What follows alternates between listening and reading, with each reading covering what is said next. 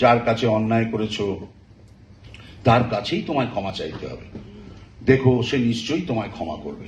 ধরা গেল এইরকমই কোনো একটা ডায়লগ যদি আজকে ছবি বিশ্বাস বলতেন, তাহলে তিনি কিভাবে বলতেন? আপনারা জানেন যে ওনার একটা অ্যাজমাটিক টেন্ডেন্সি ছিল, সেই অ্যাজমাটিক টেন্ডেন্সিটা নিয়েই তিনি ওনার অভিনয় জীবনে অভিনয় করে গেছেন আমৃত্যু, এবং সার্থকতার সঙ্গে করে গেছেন। চেষ্টা করছি ছবি বিশ্বাস।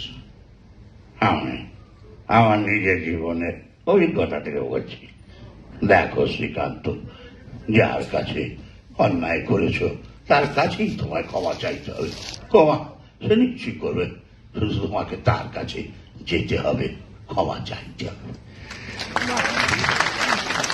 অনিল চ্যাটার্জি তার একটা অসাধারণ সুর ছিল, অসাধারণ একজন পার্শ্ব চরিত্র অভিনেতা, গলায় একটা ভীষণ মিষ্টি সুর ছিল। শ্রীকান্ত, যার কাছে অন্যায় করেছো তার কাছেই গিয়ে তোমায় ক্ষমা চাইতে হবে, দেখো সে নিশ্চয়ই তোমায় ক্ষমা করবে।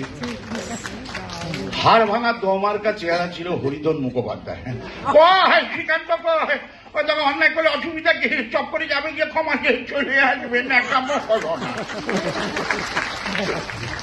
তুলসী চক্রবর্তী মাথায় টাক, খালি গা, পইতে দিয়ে পিঠ চুলকোতেন তুলসী চক্রবর্তী। কই গো অশ্রীকান্ত, কই গো অন্যায় করে অসুবিধা কি, সঙ্গে সঙ্গে যাবে, সঙ্গে সঙ্গে ক্ষমা চলে আসবে, ও নিশ্চয়ই ক্ষমা করবে। জহর রায় তার একটা ভালুক জ্বর মার্কা স্টাইল ছিল, তখন থেকে বলছি কি ক্ষমা চাইতে গেলি তো ক্ষমা করে। নবদ্বীপ হালদার তার আবার একটা অন্যরকম গলা ছিল। এই যে শ্রীকান্ত, তোমারই আমি খুঁজছিলাম, বলি ব্যাপার কি বলতো, এইখানে দাঁড়িয়ে দাঁড়িয়ে ন্যাকামো করলে চলবে, গেলি ক্ষমা করিয়ে দেবে, চলো আমার সাথে।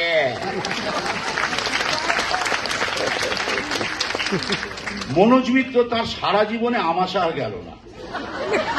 আর এত ঝামেলা, তার মধ্যে তোরা কেন অন্যায় করিস, গেলেই তো ক্ষমা করবি, শুধু শুধু দাঁড়িয়ে ঝামেলা। কমল মিত্র তৎকালীন খুব গম্ভীর টাইপের বাবা ছিলেন, কথায় কথায় উত্তম বাবুকেও কতবার ধমকে দিয়েছেন। মুখে একটা চুরুট থাকতো, চোখে থাকতো কালো চশমা। শ্রীকান্ত, অন্যায় করেছে যখন তোমার নিজে সেখানে যেতে হবে, ক্ষমা সে নিশ্চয়ই করবে, কিন্তু তোমার নিজে সেখানে যাবে গিয়ে ক্ষমা চাইবে।